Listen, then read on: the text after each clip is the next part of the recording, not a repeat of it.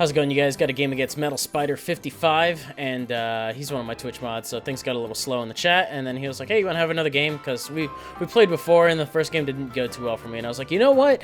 I'm gonna not really actually actively do anything about that. I'm just gonna bring a team, because it's usually what I do on stream. You know, the only time I really think about a team is if I'm gonna participate in a tournament, or if I'm gonna participate in, you know, the PAX Pokemon League or something like that. If it's gonna be a long-term thing where I should probably commit to something and get a lot of experience with it, because I'm gonna have a lot of you know, challengers, which kind of sounds like a stream, but it's kind of not the same thing, if that makes sense. I want to get familiar with the team for the sake of, you know, it doing good, versus this is just like, hey, you know what, I'm gonna bring a Mega, an Ultra Beast, and a Z move, and then 3 other things I like. And I've also discovered, as of lately, I like my Komalas to be very fashionable. They are either wearing headbands of the choice variety, or they're wearing vests of the assault variety. So I'll leave it up to you to guess which one that is.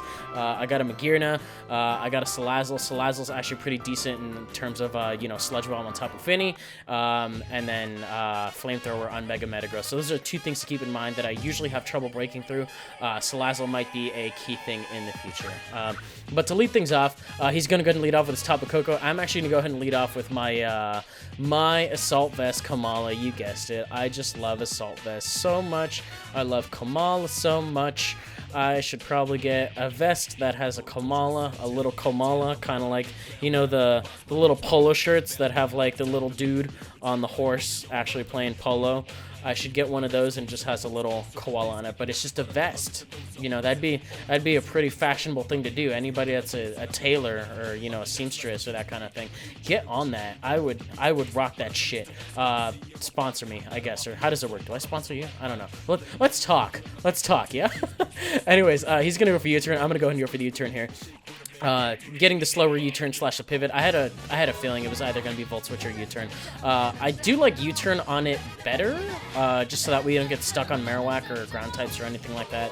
Since Marowak is, you know, I think it's waning a little in popularity, but it is still on teams. You do see the Lightning Rod Marowak from time to time, and it's kind of annoying for Coco to try to deal with. So, but I end up getting the slower U-turn into. I just noticed this thing is actually no, I noticed that in the stream too. Now that I think about it, shiny Alolan Muck is just the same color as regular Muck, but I actually just end up Volt Switching out, or not Volt Switching, U-turning, pivoting is ultimately what I meant to say there.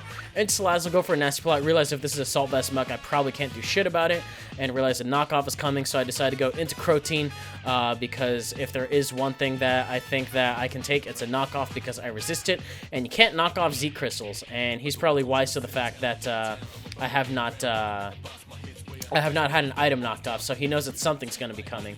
But unfortunately, this is one of those cases where I can't Z Mirror Move, because I will just end up copying the, you know, the Z Poison one, which will not be very effective, and I don't think it will knock it out from full. But on the other hand, Alolan Muck is a little bit of a pain in the ass, so I don't really care about burning up my Z move right now just to get rid of it. I have no doubt in my mind that it will get rid of it, because it's a freaking Honchkrow. Like, you don't need a lot of boost going on. In fact, as you're going to be able to see right now, you don't need any boost. It's a supersonic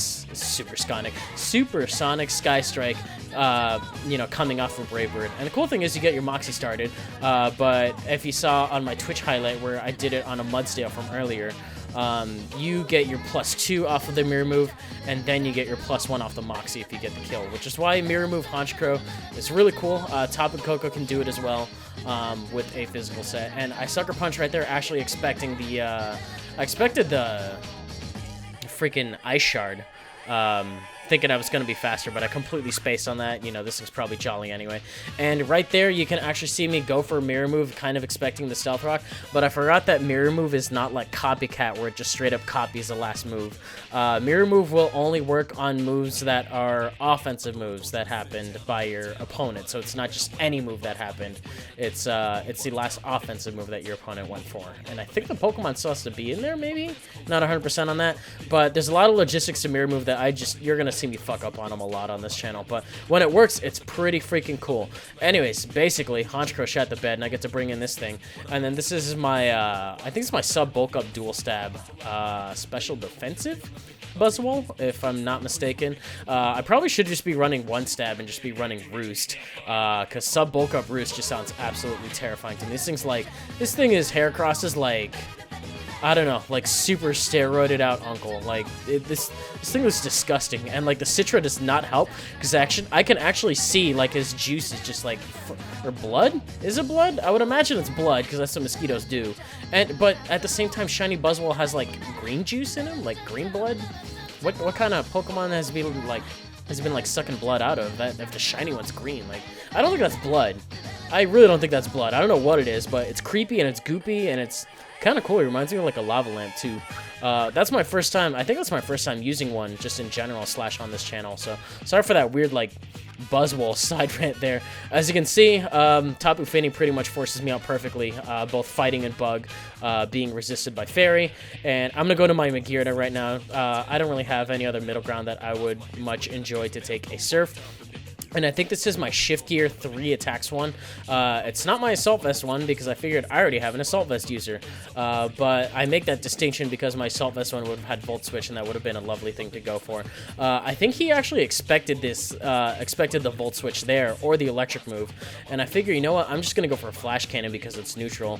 And I'll just try to get damage since Surf didn't appear to be doing that much. So Mamoswine comes in. I'm not sure if that was specifically meant to be as a sacrificial pivot or expecting the Volt Switch. Either or kind of seemed to fit the scenario. But either way, it lets him bring in the Metagross, which is a way bigger threat at this point in the game than Mamoswine ever was.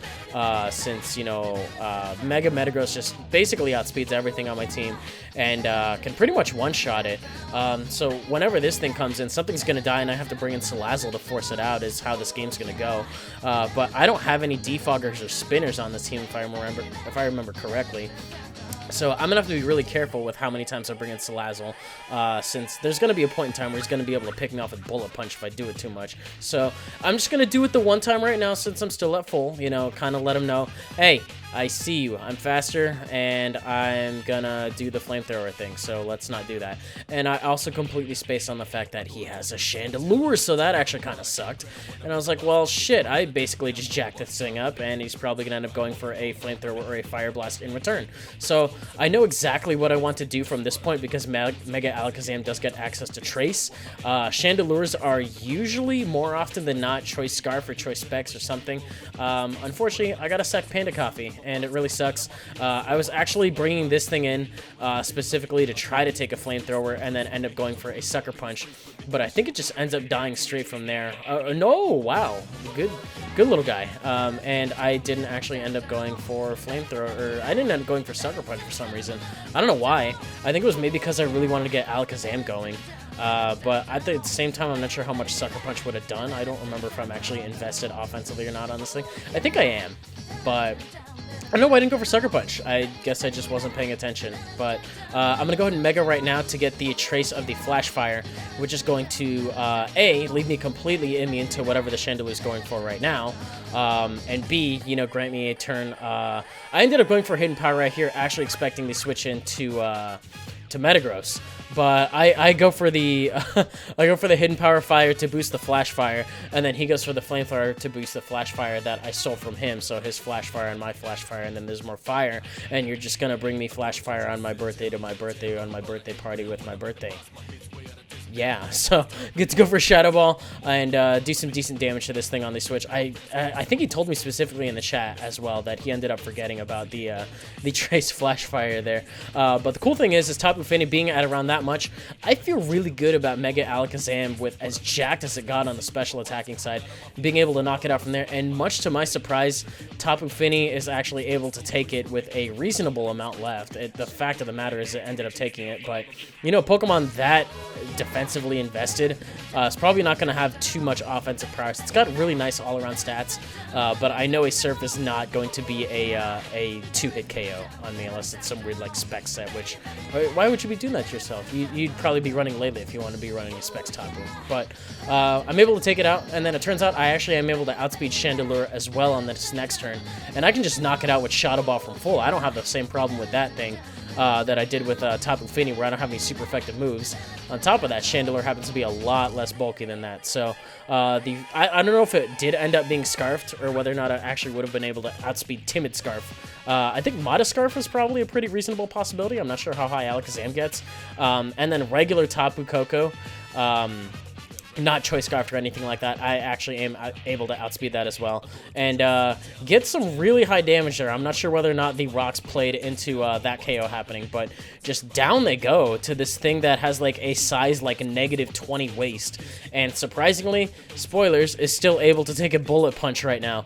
But the reason I go for a hidden power fire is I wanted to see how much hidden power fire did with a, you know, the flash fire boost. It does a pretty considerable amount, but I wasn't able to get any prior damage off on it.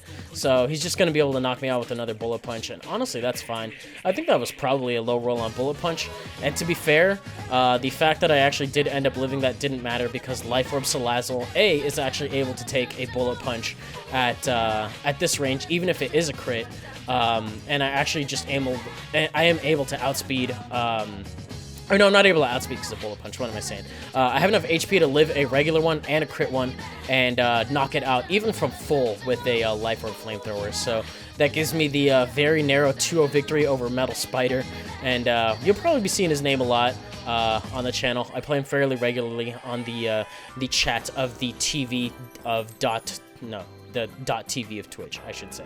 Anyways, that was the game. Hope you guys enjoyed it. If you did, you can leave a like, rating, comment, subscribe, do your thing. You guys know how that goes. At this point in time, I don't know if I've uploaded a new Showdown session yet. I haven't even recorded one since my last one, so we'll see if I do that. In the meantime, I've got plenty of Wi-Fi uploads from streaming and whatnot, so I figure I'll just get through these one at a time, and I guess that's probably the content for the week. So that'll do it out of me, and I will see you guys in the next one. Later.